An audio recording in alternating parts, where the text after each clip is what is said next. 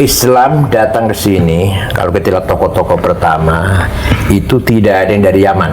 Yang pertama, clear itu ya. Fatimah binti Maimun, Wasil, Syekh Wasil yang di Stono Gedong Kediri, kuburannya itu di Nisabur. Dari Persia, kalau sekarang Iran lah ya, Nisabur. Syekh Ahmad Subakir yang kuburnya di Goa, ya, di Sulawesi. Itu juga dari Khorasan.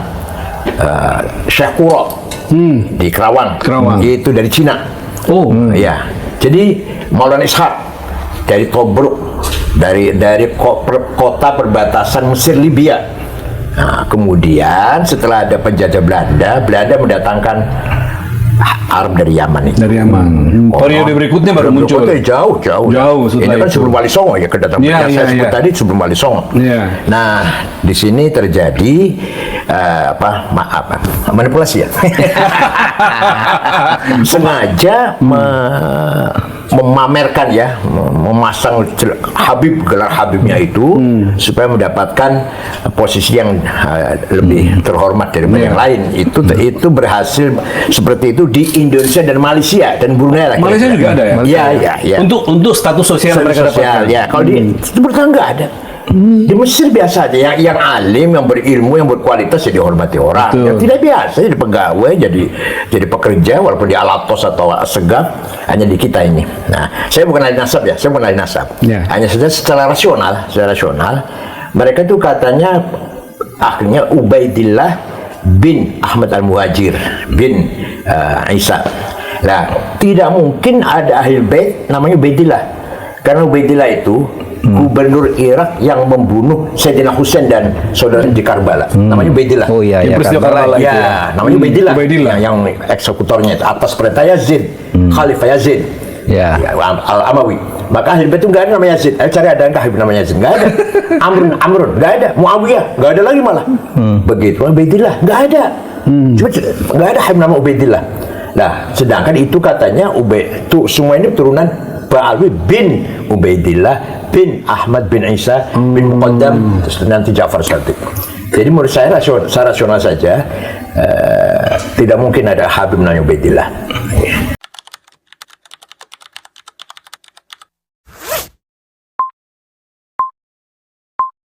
Memimpin PBNU dengan sangat luar biasa dan kritis. 2 periode ya, Pak? 2 periode. Bahkan dulu ketika beliau PBNU mengancam kalau korupsi tidak dihapus, PBNU akan mengeluarkan fatwa agar rakyat tidak bayar pajak. Dan banyak lagi yang dilakukan oleh beliau. Tapi audiens kita kali kedua kedatangan kiai besar di negeri ini. Yang pertama Kiai Ma'ruf Amin, Pak Yai sudah hadir. Alhamdulillah malam ini kita kedatangan sahabat Pak Mahfud yang lain, yaitu Kiai Said Agil Siraj. Juga Kiai Mustafa Bisri sudah. Kiai Mustafa Bisri, Gusmus ya, kita ke rumahnya waktu itu. Iya, kita ke rumahnya waktu itu, ke Rembang Pak Mahfud. Ya, Kiai Mustafa Bisri, Gusmus. Jadi sahabat Mahfud macam-macam yang sudah kita hadirkan. Ada mantan Menko, ada mantan Wapres, ya, ada pejabat menteri dan segala macam. Kali ini dengan Kiai bertepatan juga karena kemarin kita merayakan Lebaran Idul Adha. Selamat Lebaran Haji dulu, Pak Yai. Itu yang kira-kira kita kenapa antara lain menghadirkan Kiai Said di sini. Nah, sebelum lanjut kepada perbincangan persahabatan antara Kiai Said dengan Pak Mahfud, kita masuk dulu ke situasi Lebaran ini, Yai. Apa yang dalam catatan Kiai Said makna Lebaran itu, kalau lihat makna Lebaran itu kekinian seperti apa? Lebaran Haji. Bismillahirrahmanirrahim.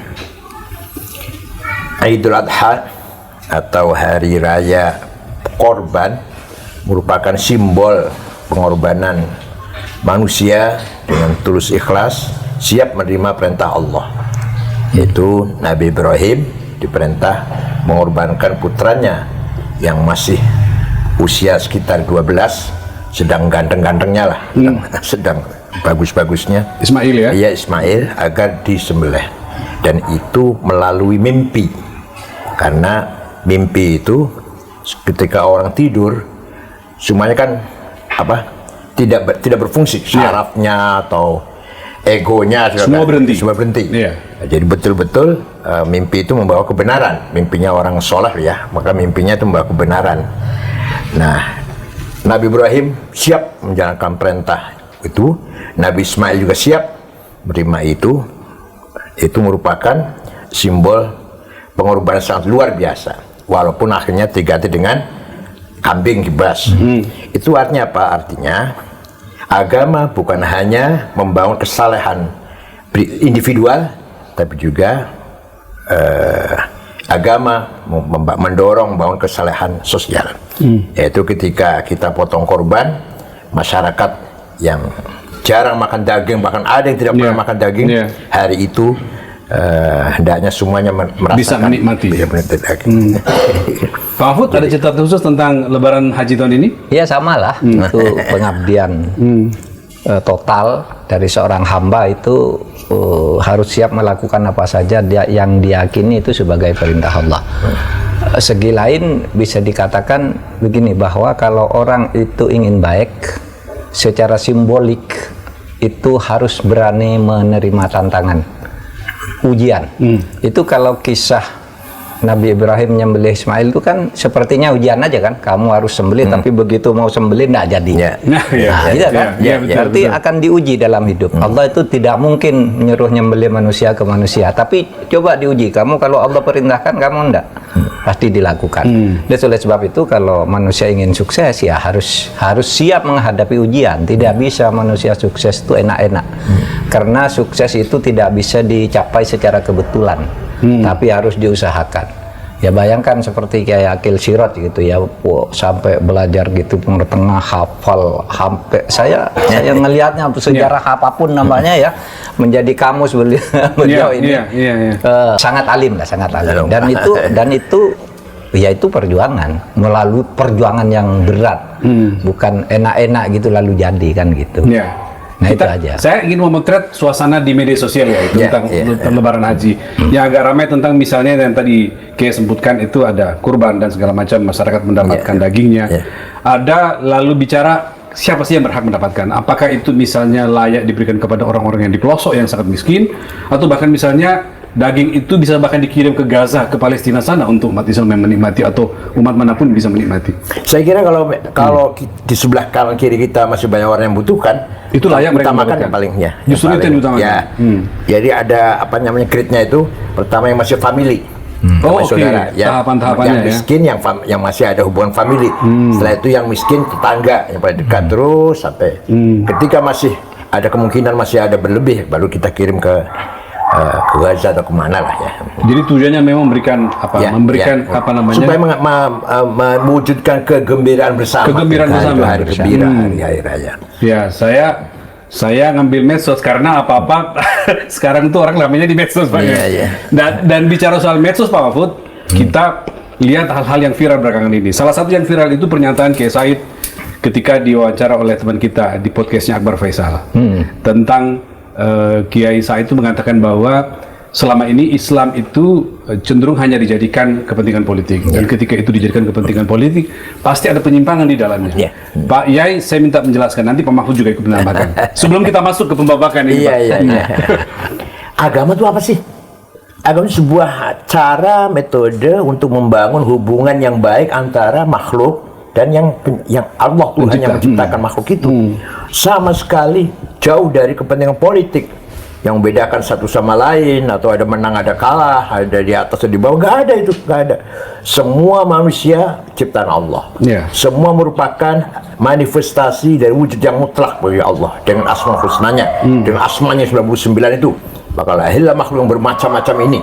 Jadi makhluk yang banyak ini merupakan manifestasi dari asmanya Allah, nama-nama Allah yang gitu.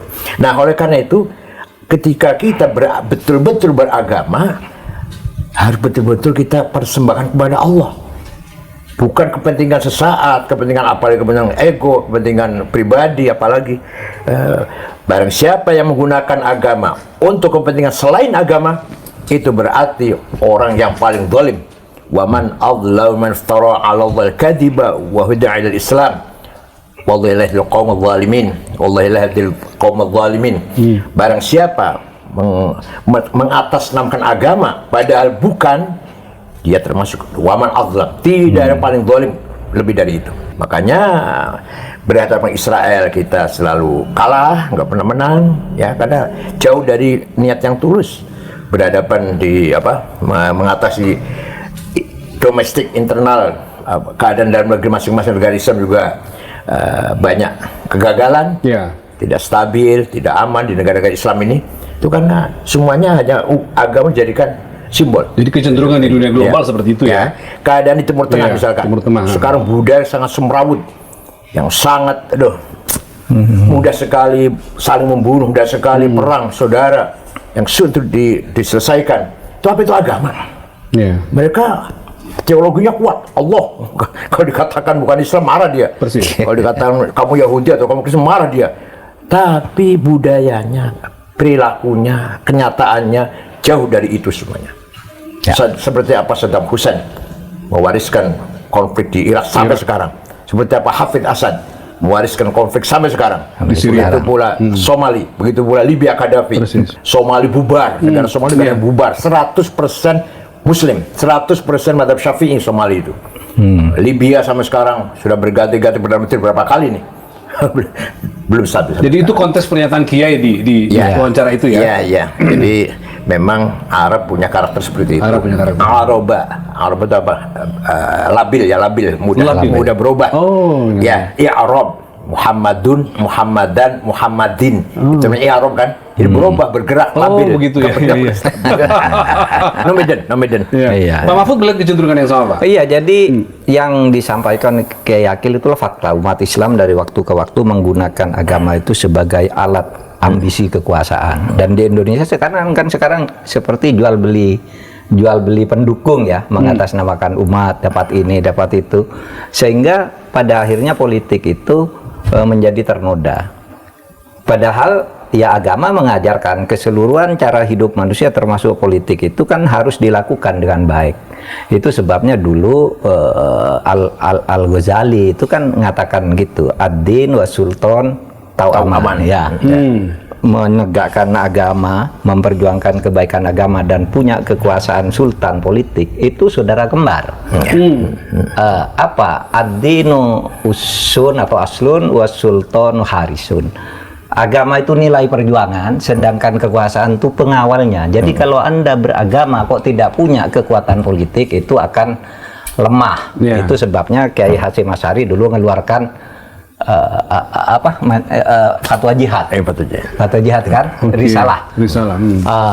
Itu kan agar politik itu tertata dengan baik, memperjuangkan agama.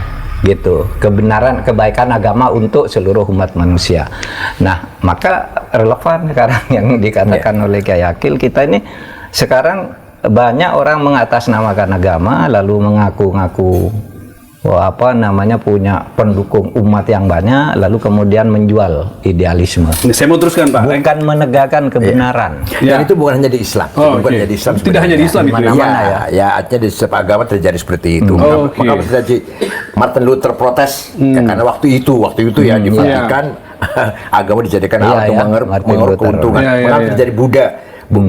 Siddhartha Buddha Gautama protes kepada hierarki Hindu ya karena melihat biksu-biksu Hindu sudah menyimpang lah, maka dia keluar dari itu. Hampir semua agama gitu ya punya Tapi saya agak fokus ya Pak Mahfud tadi, saya potong Mahfud tadi mengatakan bahwa orang menjual agama tapi dengan sebutan untuk pendukung yang segala macam. Belakangan lagi-lagi nih referensi di medsos ramai soal panggilan Habib Mahfud. Saya juga beberapa kali. Ahlinya beliau kita ingin mendengarkan netizen Ruang Sahabat itu dalam kacamata Kiai Said dan Pak Mahfud bisa menjelaskan itu fenomena apa yang terjadi sesungguhnya dengan Habib itu. Monggo Pak Kiai. Jadi Islam datang ke sini, kalau kita lihat tokoh-tokoh pertama itu tidak ada yang dari Yaman. Tidak ada yang dari Yaman. Tidak dari Yaman. Yang pertama. Clear itu ya. Fatimah binti Maimun, Wasil, Syekh Wasil yang di Stonogedong Kediri, kuburannya itu di Nisabur. Dari Persia, kalau sekarang Iran ya Nisabur. Syekh Ahmad Subakir yang kuburnya di Goa ya, di Sulawesi. Itu juga dari Khorasan. Syekh Quro di Kerawang. Itu dari Cina. Ya.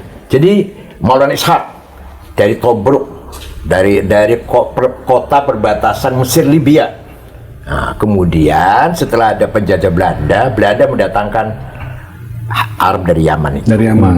Periode berikutnya baru muncul. Jauh. Jauh setelah Ini kan itu. sebelum Wali Songo ya kedatangan yang saya sebut tadi sebelum Wali Songo. Iya. Nah, di sini terjadi manipulasi ya. Sengaja memamerkan ya, memasang gelar Habibnya itu supaya mendapatkan posisi yang lebih terhormat daripada yang lain.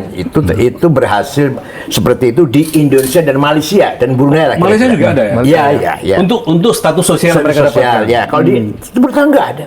Di Mesir biasa aja, yang alim, yang berilmu, yang berkualitas ya dihormati orang. Betul. Yang tidak biasa jadi pegawai, jadi pekerja walaupun di Alatos atau Assegaf, hanya di kita ini. Nah, saya bukan ahli nasab ya, Ya. Hanya saja secara rasional, mereka itu katanya akhirnya Ubaidillah bin Ahmad Al-Muhajir bin Isa. Nah, tidak mungkin ada ahli bait namanya Ubaidillah. Karena Ubaidillah itu gubernur Irak yang membunuh Sayyidina Husain dan saudara di Karbala. Namanya Ubaidillah. Oh iya, Yang peristiwa Karbala itu ya. Namanya Ubaidillah. Ubaidillah. Yang eksekutornya itu atas perintah Yazid, Khalifah Yazid. Ya. Al-Amawi. Maka ahli bait itu nggak ada namanya Yazid. Cari ada Habib namanya Yazid? Nggak ada. Amrun nggak ada. Muawiyah nggak ada lagi malah. Begitu. Ubaidillah nggak ada. Cuma nggak ada Habib nama Ubaidillah. Nah, sedangkan itu katanya semua ini turunan Ba'alwi bin Ubaidillah bin Ahmad bin Isa bin Muqaddam nanti Ja'far Shadiq. Jadi menurut saya rasional saja, tidak mungkin ada Habib namanya Ubaidillah. Itu ya. Tapi saya bukan ahli nasab. Bukan ahli nasab. Pak Mahfud juga beberapa kali ditanya soal itu kan, Iya, oleh netizen. saya itu ya bukan ahli nasab juga, tapi saya membaca filologinya Minahim Ali itu jelas anunya ya. Nampaknya tidak ada kaitan itu antara apa yang sekarang disebut habaib di Indonesia itu dengan Ali atau dengan Nabi Muhammad apalagi gitu. Tetapi begini, saya tidak peduli itu apakah benar apa tidak, dia ada kaitan. Bagi saya yang menyinggung rasa nasionalisme saya itu ketika pejuang-pejuang kemerdekaan dari nenek moyang kita itu katanya Habib. Yang menentukan merdeka tanggal 17 itu Habib. Waduh. Jadi klaim-klaim seperti itu yang Pak Mahfud terganggu gitu ya. Ada surat resmi Bung Karno ya, dalam surat menyoratnya dengan Hasan itu dia merasa jengah dengan Habib. Saya nih kok begini ya, Habib nih kok begini, merasa meninggikan diri. Saya tidak suka kata Bung Karno. Ada suratnya. Ada suratnya itu. Ada suratnya. Nanti bisa dilihat. Jadi Bung Karno tuh tidak bersahabat dengan Habib. Bahwa mungkin kenal tuh iya. Bahkan sesudah merdeka ketemu lalu di foto-foto itu iya. Gitu. Apalagi memberikan posisi yang lebih tinggi gitu. Iya. Ada itu ya. Iya, ada surat menyorat Bung Karno dengan Hasan itu. Saya tidak setuju. Seakan-akan Habib ini kelas tersendiri gitu tuh Bung Karno gitu. Nah, dan ya tidak apa-apa sih jadi warga negara biasa, tapi jangan melebih-lebihkan ya, seakan-akan dia lebih hebat. Apalagi ketika kasus itu rame kan, cerita-cerita bahwa misalnya ya ada seorang Habib itu minta uang ke kiai di Jawa Tengah gitu, ketika minta 40 juta, saya hanya punya 10 juta, ditempeleng katanya. Astaga. Oh iya. Lalu di Madura itu ada seorang punya istri cantik, kalau kamu ingin masuk surga keturunanmu diminta istrinya, dibolehkan gitu. Dan orang-orang di kampung kita biasanya yang merasa bangga banget gitu. Ini sejak kapan kita jadi budaknya orang-orang Yaman? Maka saya sebagai anak bangsa tersinggung, apalagi cerita-cerita hurufatnya itu bisa nurunkan emas. Kalau bisa nurunkan emas banyak di YouTube itu, Pak. Iya, cerita-cerita begitu bahwa kalau seorang Habib yang gila itu lebih mulia dari 70 kepala kiai gitu kan ada. Nah, ketika cerita itu beredar kan ada yang berteriak tuh, Habib yang dari Habib yang rambut perak itu sama Habib Rizik, coba tunjukkan kepada saya, akan saya hajar sendiri kalau ada Habib begitu.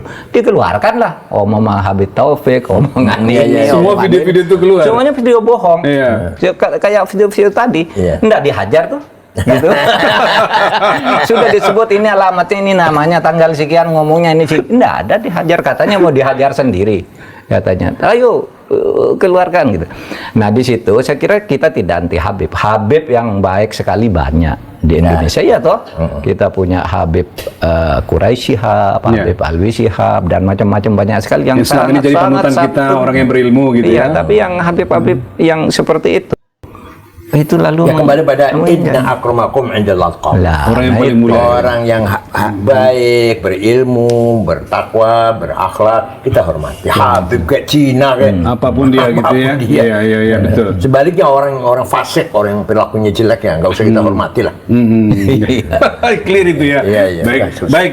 Ya, oke. Baik, Mahfud, itu opening Pak, pembuka dialog kita. Saya mau lanjut sekarang ke agak spesifik persahabatan Pak Mahfud dengan Kiai Said dalam 4 babakan, Pak. Pertama kita bagi ini ada politik kiai, ya, lalu ada Pancasila, ya, lalu ada menentang arus, kemudian terakhir ada batik dan salawat. Ya. Saya mulai dulu dengan politik kiai, Pak, ya, supaya nyambung tadi pembicaraan kita tentang umat dan Habib.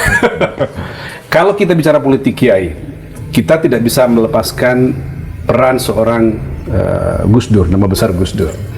Beliau tokoh Islam yang pertama jadi presiden gitu ya. Orang tiba-tiba tersadarkan dengan peran umat Islam dan kiai gitu. Dan menurut bacaan kami Pak Mahfud dan Pak Kiai Said ini titik temunya itu di Gus Dur gitu ya. Dua-duanya orang yang lahir dari upaya perjuangan Gus Dur di NU maupun di Indonesia. Nah, menurut Pak Yai, sebelum ke Pak Mahfud, apa yang paling terasa yang didapatkan pengaruh Gus Dur terhadap pemikiran dan sikap-sikap Kiai Said selama ini? Sebelum menjawabnya langsung peran Gus Dur, jadi dulu Islam dimulai dari pantai utara. Sampai berdirilah kerajaan pertama Islam Demak. Di situ dikatakan santri, yang orang yang ikut Demak dicap menjadi santri, namanya menjadi nama Arab. Malah pakai tahun Hijriah, Demak itu. Nah, tidak lama Raja Fatah meninggal dunia, Adipati Yunus melawan Portugis gugur di laut, Sultan Trenggono, kemudian Joko Tingkir dirayu oleh iparnya tunggal menantu ya, sama-sama menantunya Sultan Trenggono, yaitu Sutowijoyo. Kalau Joko Tingkir Hadiwijoyo. Untuk menyelamatkan kerajaan Islam, kita pindahkan ke selatan, menjauhi pantai, menjauhi laut, yaitu Pajang sekarang Sukoharjo. Pajang. Ya, Sukoharjo ya. Baru pindah, ternyata ada agenda yang lebih dalam daripada sekedar pindah kerajaan. Ternyata Joko Tingkir di Udeta, Joko Tingkir lari ke Gunung Dieng, berguru pada seorang Syekh Abdullah Qutbuddin, Syekh Tarekat Al-Qadiriyah, Qadiriyah. Ternyata Sutowijoyo punya agenda besar, menjawakan Islam. Kalau Demak kan menislamkan Jawa. Maka begitu pindah ke Pajang, tahun berubah menjadi tahun apa? Soko. Tahun Soko. Tahun Saka ya, tahun Soko ya. Nama-nama juga tidak perlu nama Abdullah. Tidak perlu, sudah tetap nama-nama Jawa. Tetap tahun Soko ya. Sampai dikasih aja ya. Panembahan Senopati mendirikan Kerajaan Mataram Jogja. Di situ terjadi ketegangan. Apalagi Amangkual pertama dalam sejarah kan pernah membantai kiai dan santri kurang lebih 6.000 di alun-alun itu. Terjadi ketegangan antara santri dan non-santri. Nah, sosok seperti Gus Dur lah yang bisa minimal merekatkan antara kelompok santri dan kelompok yang non-santri itu. Bahkan Gus Dur mengatakan itu salah. Itu kan yang membagi abangan dasar siapa namanya? Clifford Geertz. Ya, betul. Clifford Geertz. Jadi Islam di Jawa itu ada santri, ada non-santri. Kalau Gus Dur enggak, semuanya Islam. Dari Abdul Wahid, Khalis Majid, Amir Rais sampai Permadi itu katanya Islam semua kata Gus Dur. Apa itu artinya? Gus Dur punya gagasan ingin Islam di Nusantara punya tipologi sendiri. Tidak seperti di Timur Tengah atau Islam Arab yang mudah sekali mengadu domba, mengadu antara Islam dan budaya, teologi dan budaya. Ini pemikiran Gus Dur. Iya. Saya pahamnya itu pihak. Gus Dur yang menjadi penengah jadi perekat pertemuan antara santri dan yang non santri tadi. Oleh Gus Dur semuanya sama, Islam semuanya lah. Nah, maka Gus Dur sering punya teologi membumikan Islam. Membumikan Islam. Nah, saya tahun 2015 punya ide Islam Nusantara. Islam Nusantara adalah Islam yang dibangun di atas budaya. Budayanya lestari, Islamnya jadi kuat. Itu luar biasa itu. Luar biasa. Dan itu juga terefleksi dari gagasan Gus Dur yang jauh sebelumnya gitu ya. Iya, saya terpengaruh loh. Jelas pengaruhnya. Gus Dur mengatakan membumikan Islam. Kalau saya Islam Nusantara. Ternyata beberapa hal yang sangat-sangat positif kita miliki Nusantara ini yang tidak dimiliki oleh orang-orang Timur Tengah. Sehingga di kita ini seorang ulama seperti Hasyim Asy'ari, ya ulama, ya pahlawan nasional. Begitu pula kiai-kiai yang lain ya, atau Ki Wahid Hasyim atau Idam Khalid. Sedangkan di Timur Tengah yang ulama saja hanya bicara Islam, yang nasionalis saja, Jamal Nasir, Hafidz Hasan, Saddam Hussein. Di sini kita Hasyim Asy'ari, ya ulama, ya nasionalis. Ya sekaligus jadi nasionalis. Di Timur Tengah tidak ada itu. Kenapa? Dan di sini sudah selesai antara teologi dan budaya. Teologi dan politik kebangsaan sudah selesai itu. Di Timur Tengah belum selesai. Timur Tengah masih menolak nasionalisme. Kenapa? Karena nasionalisme di Timur Tengah betul-betul datang dari Ernest Renan. Kemudian dipahami oleh Michel Aflaq. Membentuk partai Ba'ath. Sehingga nasionalisme betul-betul sekuler, sosialis. Sedangkan nasionalis kita tidak. Kiai Hasyim Asy'ari bukan dari Ernest Renan, bukan dari Michel Aflaq, Kiai Hasyim Asy'ari. Ya, artinya dari sisi itu kita lebih maju ya. Iya, lebih maju. Ya. Sehingga nasionalis kita tidak sekuler, tidak. Coba, hubbul watani iman itu tidak ada ulama Timur Tengah yang punya jargon itu. Hubbul iman. Karena nasionalisme bagian dari iman. Anda nasionalis harus bertuhan, Anda bertuhan harus nasionalis. Man mata li ajli watani mata syahidan. Barang siapa mati demi tanah airnya syahid. Ya. Coba sampai segitunya. Itu pun nggak ada itu ulama itu. Ngomong itu nggak ada. Sehingga Timur Tengah sampai sekarang belum selesai. Belum selesai urusan itu. Antara semangat nasionalis dan semangat ghirah diniyah, semangat perjuangan agama itu pemahaman saya itu dipahami dari Gus Dur ketika ingin menyatukan antara santri dan yang bukan santri, melanjutkan gagasan Hasyim Asy'ari dan seterusnya. Pak Mahfud? Ya sama. Jadi 2 pekan lalu saya menulis menulis sebuah pengantar untuk pidato pengukuhan besar Profesor Sofiullah di UIN Sunan Kalijaga tentang tafsir Mu'asyiroh, mempertemukan filsafat Islam dan fikih gitu. Nah, saya memberi judul begini, kita ini kalau di Indonesia harus mengindonesiakan Islam, bukan mengislamkan Indonesia.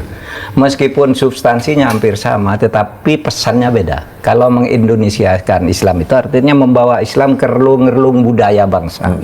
Sehingga Islam itu cocok dengan budaya seperti apa yang didalilkan di dalam kaidah-kaidah kita bahwa ya hukum itu bisa berubah kalau budayanya lain, kalau waktunya lain, tempatnya lain gitu ya. Al-adatu muhakkamah. Al-adatu muhakkamah bisa berubah kan? Sesuai kebutuhan budaya, yang lebih damai seperti yang dilakukan oleh Gus Dur, membumikan Islam, mengindonesiakan Islam, nusantarakan Islam, gitu kan? Islam Nusantara itu kan budaya dan tidak ada tafsir tunggal ya tentang dalil agama, dalil yang sama, qot'inya sama, itu tafsirannya di dalam bentuk hukum berbeda dari waktu ke waktu. Oleh sebab itu misalnya kamu jangan makan riba, itu kan dalilnya sama. Tapi cara menurunkan hukum riba itu berbeda-beda. NU menganggap begini, Muhammadiyah begini, di sana bank konvensional haram, di sini halal dan sebagainya. Padahal dalilnya sama. Nah itulah sebabnya kebutuhan budaya itu, ya kebutuhan budaya sejauh tidak melanggar prinsip-prinsip, menurut saya ya bagus. Makanya Islam di Indonesia ini damai. Cuma itu saja sering dipolitisir seperti itu.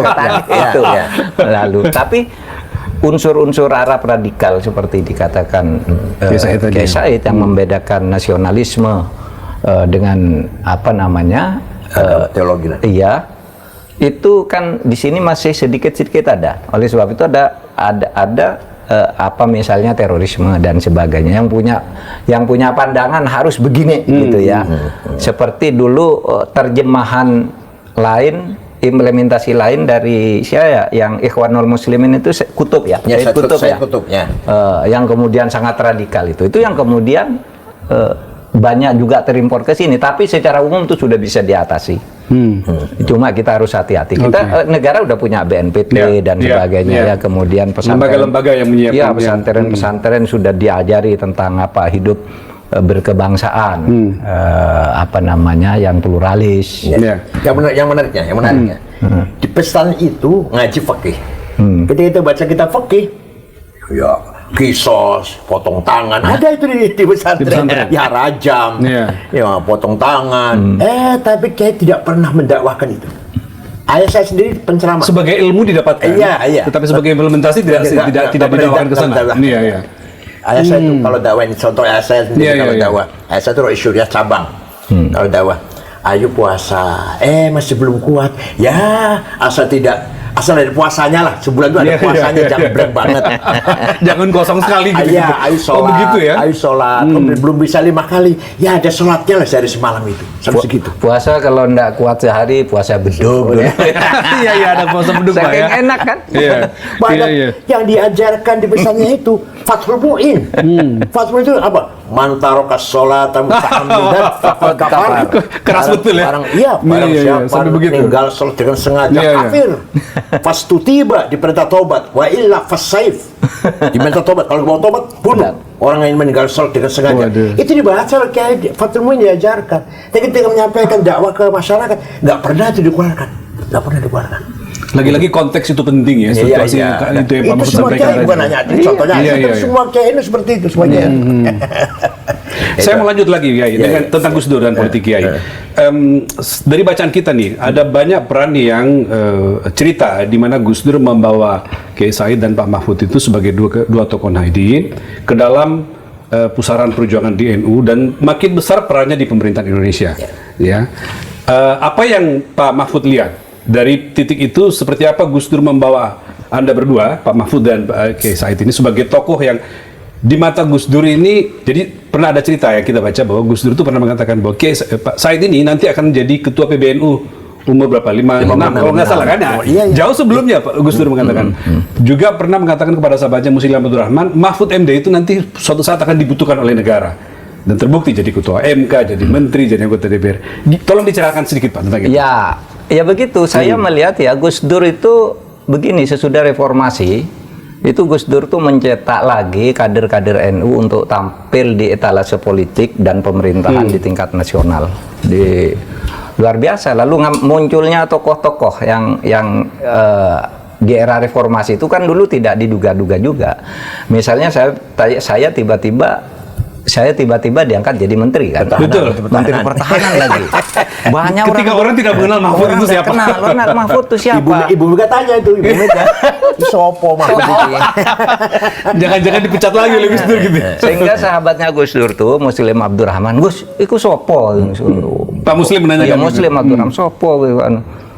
Lim katanya. Ini nanti orang ini akan dibutuhkan oleh negara. Kamu lihat aja katanya. Waktu itu, itu ada tulisan Muslim Abdul Rahman ketika membuat endorsement sebuah buku waktu Gus Dur baru wafat itu. Lalu bercerita di situ dia di situ. Itu ini dibutuhkan nanti katanya orang seperti ini gitu. Itu Gus Dur. Maka muncul kan tokoh-tokoh yang dari itu. Dari NU itulah ya. Yang NU itu sebelum reformasi, sebelum Gus Dur tampil gitu kan, kadangkala NU itu dianggap dipandang sebelah mata aja kan. Dulu kalau di kampus-kampus gitu nggak berani loh ngaku NU, nggak berani. Ada masa itu Pak dulu. Ada masa itu. Begitu reformasi Gus Dur jadi presiden, ternyata profesor-profesor di berbagai kampus tuh hampir semuanya NU. Keluar bahwa saya dari pesantren ini itu, saya gubernur BI siapa? Burhanuddin Abdullah. Itu menyembunyikan betul ke NU. Baru itu tok aneh towek dari Garut. Itu sembunyikan betul kan sampai bisa jadi gubernur. Setelah Gus Dur baru kemudian identitas NU itu. Iya, dulu kalau orang NU itu mau sekolah ke luar negeri gitu. Kalau tidak masuk Golkar nggak bisa. Filenya tuh masuk ke meja Menteri Pendidikan. Ini orang NU nggak boleh. Harus Golkar dulu. Dan Golkar titik perubahan orang tentang itu pemanahnya setelah Gus Dur menjadi. Iya, Gus Dur tuh Muncul membawa dia. NU ke apa namanya, ke percaturan yang proporsional sesuai dengan perjuangan NU yang dulu mati-matian memperjuangkan kemerdekaan sampai mengeluarkan resolusi jihad di saat-saat kritis itu. Iya, resolusi jihad itu. Kan itu. Kiai Said diramalkan akan jadi ketua PBNU dan ternyata dua periode menjadi ketua PBNU. Saya pahami Gus Dur kalau bicara bukan hanya logika yang dipakai. Oh, oke. Untuk menyampaikan kebenaran itu ada melalui yang pertama kali namanya insting. Bahasa Arabnya ghorizah. Insting paling rendah. Karena binatang juga punya insting, anjing misalkan atau monyet. Ya. Yang kedua lebih tinggi dari insting ada feeling, feeling bahasa Arabnya atif, kecerdasan rasa yang sangat tajam. Tapi feeling itu masih kurang kuat, kurang tajam. Kenapa? Karena dibarengi dengan keinginan. Ingin saya hari ini nggak hujan, maka saya feeling saya nggak hujan nih, karena ingin saya nggak hujan. Kecampuran kepentingan masih. Yang ketiga firasah. Firasat itu ada hadisnya, ittaqu an firasatil mu'min. Hati-hati dengan firasat orang mukmin. Oh, ada itu ya. Orang mukmin itu kalau punya firasat banyak benarnya lah kira-kira. Firasat masih rendah. Yang paling tinggi adalah intuisi, kasyaf. Yaitu direct illumination. Nur mubashir, cahaya langsung dari Allah. Maka ketika beliau ngomong itu bukan dari siapa-siapa, ya langsung dari Allah. Contoh, ketika seminar di Gedung Pustaka Nasional. Waktu itu judulnya Mengenang Jasa Jenderal TB Simatupang. Narasumbernya 4, 2 muslim, 2 non-muslim. Yang non-muslim Yakub Utama dengan Romo Muji Sutrisno. Yang muslim Pak Rudini dengan Gus Dur. Nah, Gus Dur datang, nggak mau naik ke atas, duduk di bawah dulu. Ya, biar orang 3 dulu lah. Tidur, nyenyak, berkeringat. Begitu beliau dipersilahkan, saya bangunkan. Gus, panjenengan Gus. Saya tuntun, walaupun masih melihat, ini jauh sebelum masih jadi ketua PBNU lah. Naik ke atas, itu omongannya 3 orang, dikomentari semua. Orang pun tepuk tangan. Tadi orang sudah tahu Gus Dur nyenyak tidur, tapi perkataannya Yakub Utama, Pak Rudi kayak menyimak dengan baik gitu. Dalam tidurnya menyimak dengan baik. itu namanya kasyaf, intuisi. Tidak pernah salah kalau intuisi. Ya banyak, itu contohnya. Ya banyak. Ya, ketika saya mengatakan, tentang saya, umur 56 tahun saya menjadi ketua PBNU. Prabowo itu orang yang ikhlas, dipecat jadi Pangkostrat, tidak melawan. Mengko bakal jadi presiden nek wis tuwa. Kalau udah tua, tentang Prabowo. Ya. Itu banyak orang yang mendengar. Mendengar. Ada Agus Miftah, ada Saifullah Yusuf, Muhaimin, semua dengar. Banyak kisah tentang itu ya. Banyak kisah tentang yang aneh-aneh itu banyak kisah. Tentang Wali Songo, tentang apa itu. Jadi kalau tahlil misalkan jam 12 malam di Sunan Ampel, itu yang menemani kita itu suruh tahlil keras-keras. Tidak boleh pelan. Gus Dur diam saja. Itu artinya lagi dialog dengan Sunan Ampel. Nanti setelah tadi ada omongan Gus Dur yang menyatakan apa gitu, luar biasa. Dulu waktu waktu saya Menhan kan dampingi beliau, menerima 12 orang pimpinan Dewan Pertimbangan Agung, dipimpin oleh Ahmad Tirto Sudiro. Diterima oleh Gus Dur jam 8 begitu, duduk. Mulai silakan menyampaikan. Habis itu Gus Dur tidur gitu, tidur betul. Ini agak tersinggung si Ahmad Tirto Sudiro. Ini mau diteruskan enggak? Kita enggak dengerin. Serius nggak nih kata dia gitu ya? Terus akhirnya demikian Bapak Presiden.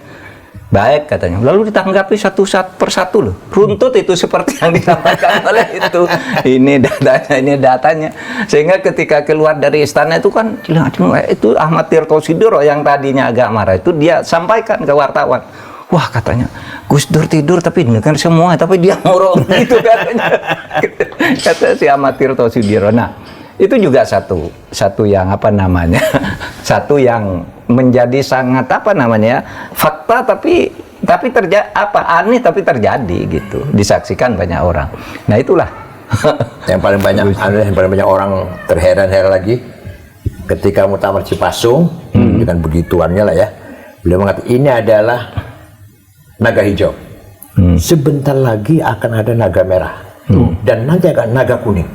Itu orang bertanya-tanya apa itu artinya? Ternyata betul.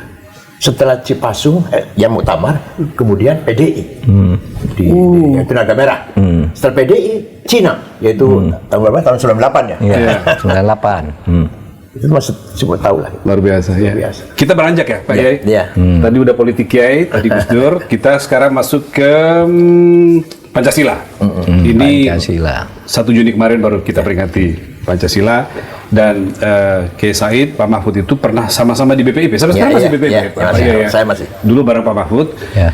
Ada yang khas karena kita lihat tokoh Islam itu yang sejauh ini getol atau suka sekali bicara tentang ideologi dan Pancasila gitu, itu adalah Pak Mahfud dan Kiai Said. Tentu yang lain juga ada, tetapi kita melihat kesamaan di sisi itunya.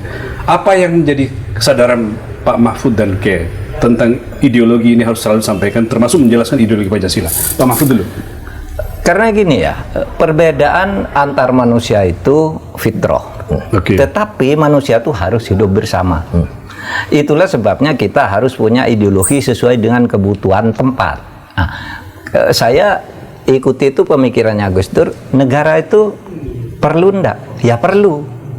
Tapi sistem bernegara itu bisa beda-beda. Misalnya di dalam Al-Quran banyak kata negara kan, khalifah, khilafah, kholaif, kemudian sultan, bilad, balad gitu, itu kan negara lah, mengacu pada negara.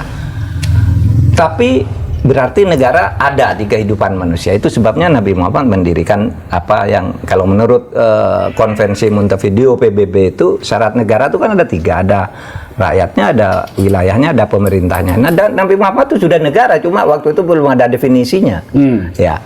Nah, tetapi kalau negara itu penting, lalu sistemnya itu sesudah Nabi beda-beda. Kalau Nabi itu kan teokrasi murni. Hukumnya dari Allah, dari Nabi gitu. Tidak ada legislatif, tidak ada yudikatif. Nabi sendiri kan. Tapi begitu Nabi sudah beda. Siapa? Waktu zaman sesudah itu kan harus ada DPR, harus ada apa. Sistemnya beda-beda. Abu Bakar dipilih misalnya ya. Terus Umar itu ditunjuk. Utsman itu lewat formatur. Ali dibayat lagi gitu. Sampai sekarang lahir sistem bernegara itu lebih dari 57 negara Islam sekarang ini dengan beda sistem. Sehingga saya katakan Islam itu yang penting substansinya harus ada pemerintah yang adil. Pemerintahan harus ada, rakyatnya ada, harus adil bijaksana. Soal bentuknya mau demokrasi boleh, mau kaisar boleh, yang penting adil. Iya kan? Mau republik boleh, mau kerajaan boleh, mau federal boleh, apa saja boleh. Itu di 57 anggota negara OKI itu negara disebut negara-negara Islam, negara kaum muslimin, tapi beda-beda. Iya. Semuanya kaum muslimin gitu. Sehingga saya katakan kalau di Indonesia sih, kenapa sih orang kok berteriak-teriak khilafah gitu ya? Itu dia. Khilafah itu kan sebuah istilah yang generik ya. Khilafah itu pemerintahan. Indonesia ini kalau di bahasa Arab kan bisa juga khilafah al Indonesia gitu ya. Cuma kok mau dimauin khilafah gitu. Nah, dulu ada yang mau berdebat, ayo kita debat tentang ini. Saya bilang, nggak usah debat, tunjukkan saja kepada saya sistemnya itu apa. Yang diajarkan dalam Al-Quran Sunnah, nggak ada. Terus, yang mana yang benar? Khulafaur Rasyidin, Khulafaur Rasyidin aja beda-beda. Saya bilang, yang mana yang benar tuh di antara 4? Semuanya Rasyid. Iya, semuanya Rasyid. Semuanya Rasyid. Ada beda kan? Ada penunjukan, ada pemilihan, ada apa gitu. Sampai akhirnya lahir republik, lahir kerajaan, lahir ini macam-macam kan. Di berbagai negara ada kerajaan Islam, negara Islam Pakistan, ada negara Islam Malaysia kan beda-beda. Brunei, kemudian Libya itu sistemnya beda. Beda-beda semua tuh. Tapi mereka merasa ini yang Islam gitu. Kita di Indonesia juga ini Islam yang cocokkan. Nah, itulah yang disebut mengindonesiakan Islam. Pak Yai tentang ideologi tadi? Tapi sebenarnya terus terang saja nih. NU sebelum dipimpin Gus Dur masih ada kecenderungan ingin tatbik syariah. Ingin menjalankan syariat Islam. Sebelum ketuanya Gus Dur. Sebelum Gus Dur. Masih ada semangat. Ada kecenderungan itu masih. Semangat itu masih ada. Sebelum 84 ya. Dengan sop bukan radikal. Iya, betul. Berarti cita-cita itu loh masih ingin belum hilang, masih ada yang perasaan seperti itu. Islam berjalan di Indonesia setelah Gus Dur itulah final dan Ki Ahmad Siddiq yang waktu itu bahwa Pancasila, nomor 45, NKRI, Bhinneka sudah final. Jangan ada Orgain yang bermimpi ingin merubah Pancasila. Itulah walhasil itu tahun 84. Maka menerima asas tunggal Pancasila. Kemudian beliau sangat dekat dengan Pak Harto waktu itu, sangat dekat sekali. Blusak-blusuk biasa itu. Nah, suatu saat Gus Dur ingin mengadakan apel setia pada Pancasila. Rencananya 2 juta orang kumpul di Senayan. Pak Harto tersinggung. Yang tersinggung Pak Harto. Ini mau apa? Sopos ya. Oh, begitu ya. Pak Rudini sebagai Mendagri melarang itu dilakukan. Menjegal masa akan datang, menjagal masa yang akan datang. Sehingga akhirnya sekitar 100.000 lah. Itu pun diisi dengan santri-santrinya Siddiqiyah, santrinya Muhammad. Nah, setelah Gus Dur nulis dengan tangan sendiri kepada saudara Soeharto, saya tidak tanggung jawab kalau umat Islam Indonesia seperti Aljazair. Waktu itu Aljazair, partai yang menang Partai Islam Radikal, Abbas Madani namanya. Abbas Madani waktu itu. Kemudian dibatalkan oleh PBB atau oleh Prancis lah. Prancis. Artinya memang siapa tuh sejak lama Gus Dur membaca kekhawatiran itu sehingga dilakukan gitu ya, menyadarkan masyarakat. Bahwa kita mau apel Pancasila. Kenapa nggak boleh? Saya tidak tanggung jawab kalau akan lahir kelompok radikal seperti atau kelompok radikal akan menang. Islam radikal akan menang seperti Aljazair. Waktu itu Partai Islam Radikal menang, ketua Abbas Madani. Ada istilah mulai Gus Dur dan Pak Harto agak renggang. Makanya jadi konteks pertemanan persahabatan Kiai Said dengan Pak Mahfud itu kita melihat ketika sejumlah tokoh pergerakan Islam masih mengharapkan Islam sebagai ideologi itu. Dua tokoh ini sudah kemana-mana menjelaskan tentang betapa ideologi Pancasila itu menjadi. Apalagi kalau kita lihat Piagam Madinah. Ketika Nabi Muhammad hijrah ke kota Yathrib, itu namanya kota Yathrib namanya. Dulu ya Madinah sekarang. Karena yang bangun itu namanya seorang namanya Yathrib. Bin Laud, bin Amlik, bin Sam, bin Nuh yang membangun kota Madinah. Kota Yathrib berubah jadi Madinah. Nah, Nabi hijrah masuk ke kota Yathrib, ternyata di situ penduduknya plural. Ada umat Islam pendatang namanya Muhajirin, ada umat Islam pribumi namanya Ansor. Ada non-Muslim Yahudi besar 3 suku. Di besar ada Ansor cuma 2 suku, Aus dan Khazraj. Tapi kalau Yahudi 3, lebih dominan Yahudi. Bani Nukoh, Bani Quraidah, Bani Nadir, pelarian dari Sinai. Ketika Yahudi sampai Sinai, Nabi 40 tahun, Nabi Musa meninggal, Nabi Harun Yusha meninggal, Yahudi bercerai-berai, kebanyakan ke Eropa. Nah, 3 suku ke Madinah, Yathrib, yang keturunannya jumpa dengan Nabi Muhammad. Maka dalam surat Al-Quran, Baqarah, terus Bani Israil itu banyak sekali cerita dialog antara Nabi Muhammad dengan Yahudi Madinah. Berjuz-juz di Quran juga cerita tentang Yahudi dan Nabi Muhammad. Nah, ketika masih ada pagan di Yathrib itu, musyrikin masih ada sedikit. Nabi Muhammad memutuskan Bismillahirrahmanirrahim. Hadza kitab Muhammad. Ini keputusan Muhammad. Al-muslimuna min Quraisy. Muslim dari Quraisy. Wal muslimun Yathrib, pribumi. Wal Yahud dan Yahudi. Wa man tabi'ahum wa lahiqa bihim wa jahada ma'hum innahum ummatun wahidatun min dunin nas. Muslim pendatang, Muslim pribumi, Yahudi asalkan satu cita-cita, lahiqa bihim, tabi'ahum, jahada ma'hum, satu misi perjuangan. Innahum ummatun wahidah, sungguhnya umat yang sama, umat yang satu lah. Itu artinya Nabi Muhammad membangun masyarakat yang plural tapi punya satu visi misi cerita. Masalahnya diikat dengan kesamaan visi misi, bukan di atas konstitusi agama, bukan konstitusi etnik atau suku. Itulah disebut namanya Madinah. Madinah itu menggabungkan antara thaqafah dan hadarah. Thaqafah capaian culture, scientific namanya thaqafah. Capaian welfare namanya hadarah. Dua-duanya maju, Madinah. Madani.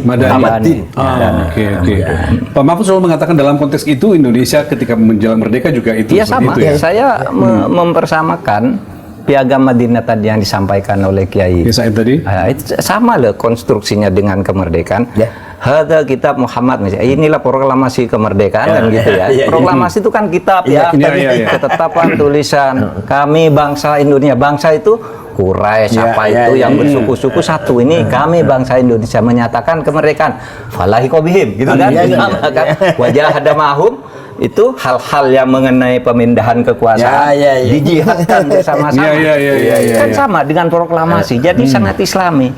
Bahkan tadi menambah yang itu ya kayak ada pejuang namanya Mukhairik ya. Ingat ya, Mukhairik itu orang Yahudi. Yahudi, ya. Gugur di medan Uhud bersama Nabi Muhammad dalam keadaan beragama Yahudi. Dia berperang bersama Nabi Muhammad. Kenapa kamu orang Yahudi kau berperang? Karena saya membela negeri saya Madinah di bawah pimpinan Muhammad yang adil. Ketika dia sudah kena tombak mau mati ditanya, kamu mau masuk Islam enggak? Enggak. Gitu. Sampai meninggal tetap Yahudi, tapi cinta kepada tanah airnya yang bernama Madinah yang dipimpin oleh seorang pemimpin yang adil yang bernama Muhammad itu. Coba bayangkan, begitu kosmopolitnya, begitu terbukanya itu Nabi Muhammad membuat negara, tidak mendiskriminasi orang lain dan tidak mendeklarasikan negara Islam, tidak mendeklarasikan negara Arab. Madinah luar biasa ya. Negara berperadaban, civilized, luar biasa. Negara berperadaban bersama ketika itu sudah terbentuk ya. Yang lalu ini. Wala udwana illa 'alal zalimin. Selalu gitu kalau khutbah Jumat. Tidak boleh ada permusuhan kecuali kepada yang melanggar hukum. Ya. Tentang sejarah yang tadi banyak dijelaskan oleh Pak Kiai. Ini mumpung ini agak momentumnya masuk sedikit sejarah. Sekarang kan lagi ada keinginan pemerintah untuk menuliskan ulang sejarah. Di mata Kiai Said, apa yang perlu banyak sekali yang perlu disempurnakan, yaitu peran-peran kiai ulama pesantren yang masih tidak banyak orang ketahui. Berapa batalion yang dipimpin oleh ulama? Banyak itu. Ada 18 batalion ketika kemerdekaan itu. Termasuk Pak Munasir Ali, bapaknya Pak Ruzi Munir, Abdullah Abbas dari Buntet, Abdullah Abbas Yusuf Hasim dari Banten, dari Tasikmalaya. Banyak sekali yang memimpin batalion ya. Nah, kemudian setelah merdeka mereka meletakkan senjata pulang ke pesantren, kembali ke pesantren. Tapi ada yang terus dari tanah terus. Ya, sebenarnya lahirlah Brigjen Abdul Manan. Siapa lagi? Mukhlas Rawi, Pak Mukhlas Rawi. Sulam Samsun. Bapaknya Iqbal Sulam. Terus sampai Maijen itu. Ya kebanyakan kiai itu meletakkan senjata kembali ke pesantren. Pak Kiai ingin mengingatkan jangan sampai kenyataan sejarah itu jadi hilang dari catatan sejarah yang baru. Gitu jangan sampai umat Islam itu dianggap tamu, dianggap pengganggu. Ini umat Islam dengan umat suku-suku lain, agama lain yang Indonesia sebenarnya dulu menyatulah membela negara yang bernama Indonesia. Agama yang ya silakan aja, agama masing-masing yang sifatnya ubudiyah, ritual ya itu silakan sendiri. Mau ke gereja boleh, ke masjid boleh, ke pura boleh. Tapi ketika ada yang disebut kepentingan bersama, yaitu memilih pemimpin yang adil misalnya, itu agama apapun kan sama ya? Sama ya. Iya kan? Mengeritik pemimpin yang dolim itu agama apapun sama. Gitu. Banyak orang tidak tahu ya. Kiai Zainul Mustafa, Singaparna Tasikmalaya, dipenggal oleh Jepang karena tidak mau menyerahkan hasil panen ke Jepang. Diancol penggalnya.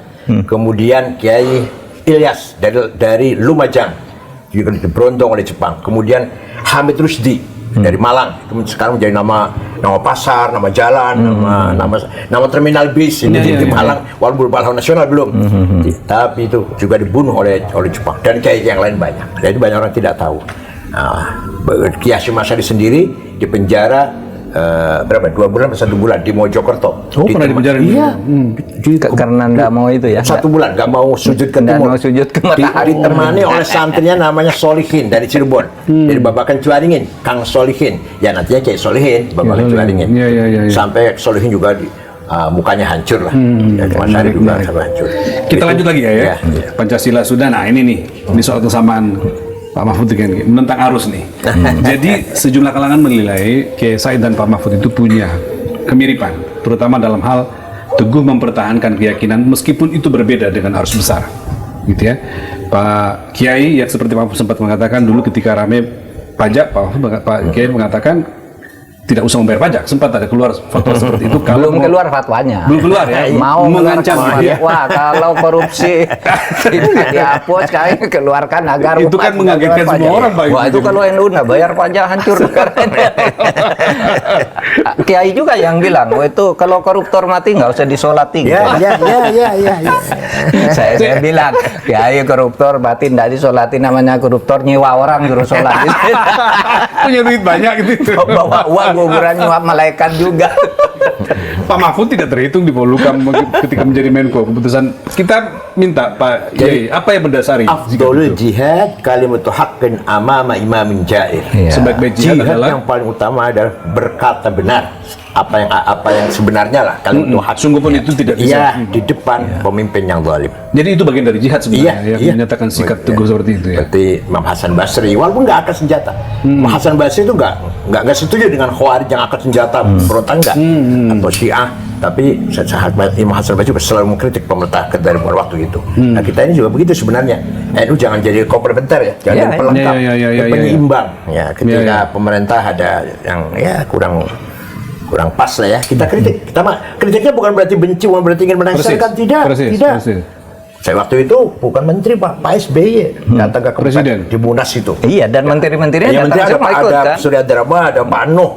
Menteri saya menyampaikan di forum itu. Iya. Nah terus sebelum ke arena di pertemuan dulu, saya bilang itu hasil Bahtul Masail. Hasil pembahasan analisis pemahaman kitab kuning, bukan politik Pak. Kalau politik itu di belakang Bapak sampai tahun 2014 saya bilang. Itu di belakang Bapak. Jadi outputnya itu hasil kajian yang serius gitu ya. Hanya hasil Bahtul Masail.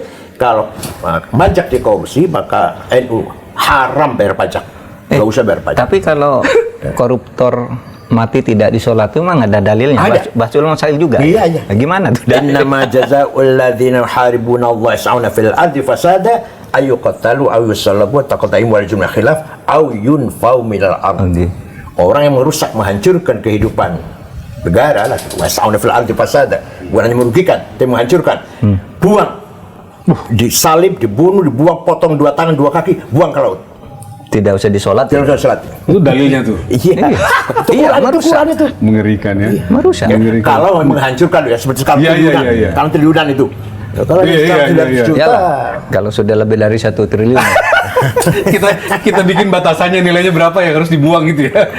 Nah, tapi semangatnya untuk menggempur korupsi itu aja sebenarnya. Pak Mahfud juga begitu kan, dicatat belakangan malah Pak Mahfud mengatakan tegas bahwa semua sektor di Indonesia sekarang ini ada korupsinya. Iya, dan sikap seperti itu yang jadi orang. Tapi gini, kalau Kiai Akil saya dianggap terlalu tegas gitu, memang begini. Kalau kami sehari-harinya kalau kami bergaul dengan orang seperti Kiai Akil saya itu kan orangnya biasa aja, ndak angkuh, tidak apa kan? Iya kan?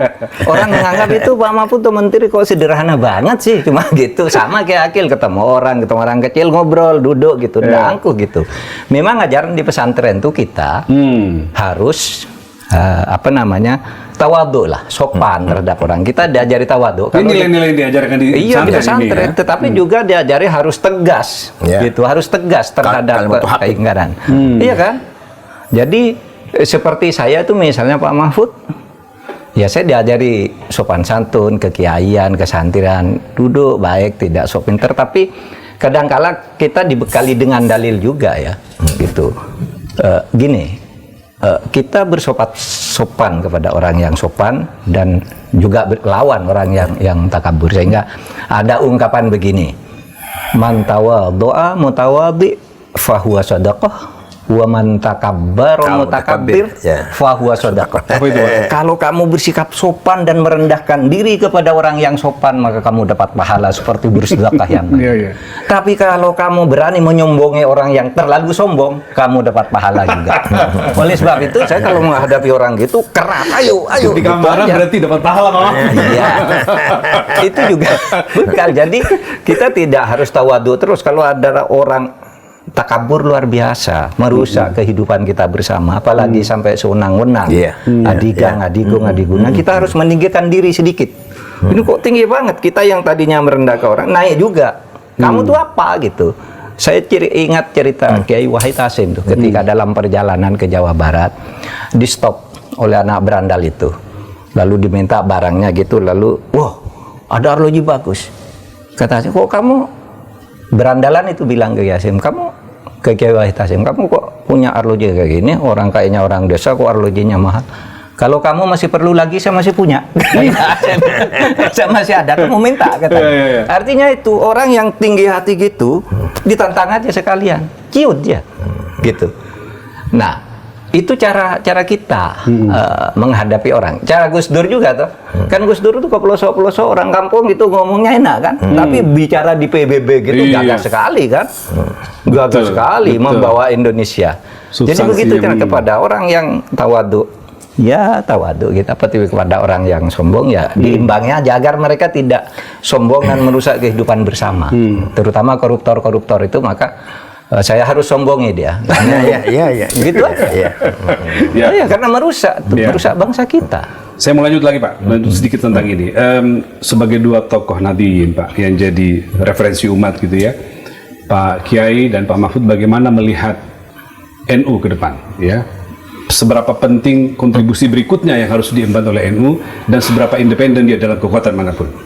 Siapa Pak Kiai dulu? Ya, kenyataannya mayoritas umat Islam NU. Ya. Dan sekarang kan mayoritas yang miskin umat Islam, mayoritas yang masih pengangguran umat Islam, yang masih ketinggalan dalam pendidikan umat Islam, mayoritasnya loh ya.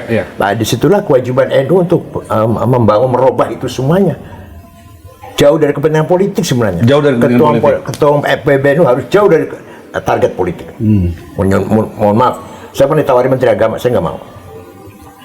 Saya ditawari calon wapres sama Pak Prabowo, saya nggak mau.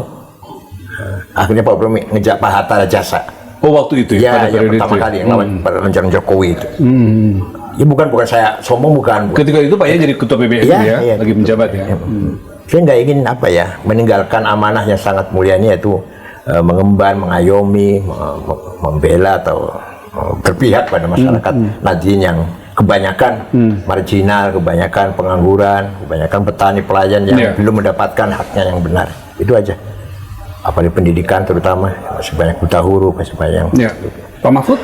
Jadi begini, masa depan Indonesia ini menurut saya harus sangat diwarnai. Kalau perlu warnanya harus didominasi oleh pandangan Islam Ahlus Sunnah wal Jamaah seperti NU. Ahlus Sunnah wal Jamaah. Gitu. Itu sebagai dasar ideologi kepesantrenan itu supaya diperkuat. Karena itu yang memperkuat Indonesia. Itu yang menangkal radikalisme, sikap keras kepala, merasa benar sendiri, orang lain tidak dihargai. Nah, kalau kita yang Ahlus Sunnah wal Jamaah seperti yang dianut oleh NU itu kan memperlakukan apa? Kosmopolit. Semua orang itu dianggap kesewargaan. Anda punya hak sendiri. Gus Dur mengatakan begini dengan bagus. Apa sih kosmopolitisme itu? Berarti orang yang menghayati pluralisme, di mana perbedaan itu sebagai kenyataan. Sebagai kenyataan. Fakta.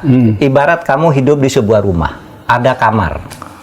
Ada 5 kamar. Setiap kamar, setiap penghuni kamar itu ketika di kamarnya masing-masing boleh pakai baju merah, baju putih, tidak pakai baju, pakai sarung, pakai kaos, pakai kacamata, boleh.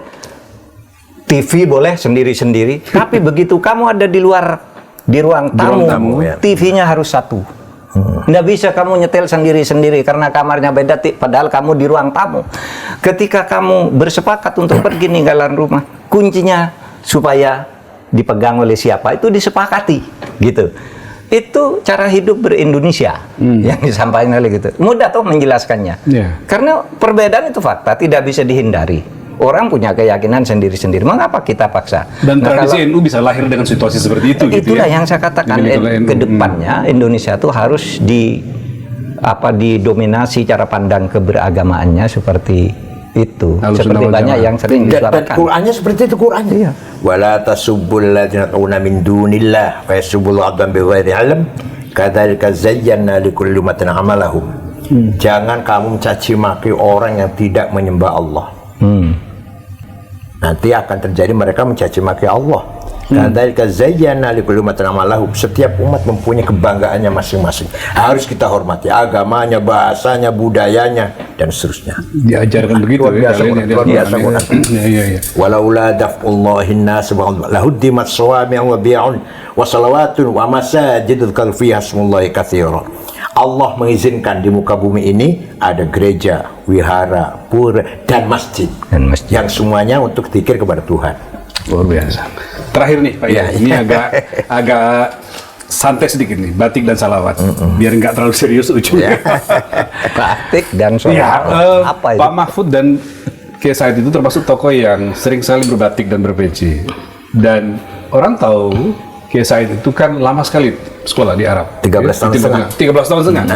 Ada sebagian orang ketika sekolah belum sudah pakai jubah, pakai segala macam dengan atribut. Kiai justru pakai batik. Diceritakan deh, kenapa? Ya saya pernah di Saudi ya, di Ummul Qura. Saya cari ilmu, bukan cari budaya. Oke. Maka pulang ya entah Dapat banyak ilmu atau gitu sedikit, ya? saya bawa ilmu.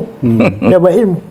Kebetulan S1 dakwah, S2 perbandingan agama, S3-nya tasawuf. Nah, saya pulang bawa ilmu, bukan bawa jenggot, bukan bawa gamis, bukan. Iya. Jadi yang paling konyol itu kan sekarang ini ada fenomena yang ya kemarin sekarang sudah agak reda ya kemarin lah pakai gamis untuk demo kan itu. Teriak Allahu Akbar gitu ya. Iya, kalau saya pakai badik untuk ngaji lah kita. Iya. Jadi ya Allah luar biasa. Jadi berislam tidak harus bergamis, tidak. Abu Jahal pun pakai gamis, berjenggot, pakai apa namanya, emamah. Abu Jahal itu, Abu Lahab itu, jual Abu Lahab, ya itu pakaian kok. Iya. Jadi bukan berarti simbol Islam itu bukan. Nabi Muhammad juga ya, Abu Bakar Umar, iya pakai gamis. Abu Jahal Abu Lahab juga pakaian sama gamis. Yang membedakan adalah hati, iman yang membedakan. Ya. Mahfud? Dulu saya pernah dikritik begini ketika bicara. Kita ini harus mengindonesiakan Islam yang tadi saya katakan. Artinya Islam masuk ke Indonesia. Ada yang ngeritik. Apa ini kan bukan negara agama, bukan apa. Saya bilang mengindonesiakan Islam itu artinya membawa Islam masuk ke cara-cara hidup Indonesia, diindonesiakan sehingga Anda Islam tidak harus misalnya berkiblat ke Arab cara berpakaian gitu kan. Yang penting hatinya Islam, lalu tapi kita berkiblat ke Indonesia. Indonesia budayanya apa? Kita punya kebanggaan batik, ya pakai aja batik. Saya suka pakai batik. Kenapa? Misalnya kalau dikatakan yang disebut baju koko itu disebut di Indonesia disebut baju takwa. Itu bukan baju Arab, bukan baju Islam, itu baju Cina. Baju Cina itu. Gimana kalau lalu disebut baju takwa di sini? Kalau hari raya dikirim ini hadiah baju takwa untuk sholat gitu. Ini orang nggak ngerti bahwa baju itu, takwa itu nggak ada jenis bajunya, apa saja ya baju gitu. Ya, saya bisa menutupi aurat ya baju sah. Menara itu bukan dari Islam, bukan dari Arab. Jadi orang Arab, orang sahabat dakwah ke Persia, melihat ada bangunan tinggi di atas ada api kan, ada api disembah perapian. Itu orang Majusi nyembah api. Kata orang Arab, oh hadhi manaroh, ini tempatnya api. Manaroh itu mana tempatnya api. Manaroh itu artinya tempatnya api. Kita lestarikan sebagai simbol masjid, tapi apinya dibuang. Sampai sekarang namanya menara. Jadilah menara itu. Masjid di mana-mana ada menaranya gitu ya. Tempatnya api. Dah, Kubah dari barat, dari gereja itu. Umat Islam mengenal Romawi, melihat gereja, nah ada bangun pakai gereja pakainya kubah sehingga sholat tidak putus, tidak terhalang oleh tiang-tiang. Ditiru, diambil kubah ini. Jadi kubah dari Romawi, kubah menara dari Persia. Menjadi penting untuk memahami mana yang budaya supaya tidak sembarang orang memberikan tafsiran itu kemanaan. Satu lagi tentang salawat, Pak Mahfud itu di berbagai forum selalu mengajak pesertanya untuk salawat, either itu di depan atau di akhir. Kayak saya juga begitu. Apa makna itu sehingga harus selalu disampaikan? Komunikasi dengan ruh universal. Nabi Muhammad itu seorang yang punya ruh universal. Universalisme. Nur Muhammad al-haqqul makhluqu bih. Allah menciptakan alam semesta ini melalui hak namanya Nur Muhammad. Dan Muhammad itu makhluk ya bukan, kholik ya bukan. Apa Nur Muhammad itu kholik, pencipta bukan? Apa makhluk? Bukan. Antara. Jadi antara Allah dengan alam semesta ini melalui antara namanya Nur Muhammad. Karena itu kita ruhnya masih parsial ini, kita sering-sering komunikasi dengan ruh universal. Bahasa sederhananya mencari syafaat Rasulullah SAW. Mencari syafaatnya Rasulullah. Di Qurannya ada. Ada ya, Pak? Walau annahum idzalamu anfusahum ja'uka fastaghfirullah wastaghfirlahumur rasul lawajadullah tawwabar rahimah. Orang banyak dosanya, kemudian istighfar di sebelahmu Muhammad, dan kamu Muhammad ikut mendukung taubatnya dia, pasti Allah mengampuni dosanya. Jadi Allah memberikan otoritas kepada Muhammad. Ini orang yang mau diampuni apa enggak ini? Mau saya maafkan katakan tolong. Kalau Muhammad iya, saya ampuni. Itu substansinya, tapi saya sebenarnya sangat senang itu dengan sholawat itu menyentuh kalbu betul ya. Betul. Sholawat tibil kulub dan macam-macam itulah ya. Sholawat naria yang dilakukan dengan berbagai irama sangat menyenangkan, menyentuh kalbu.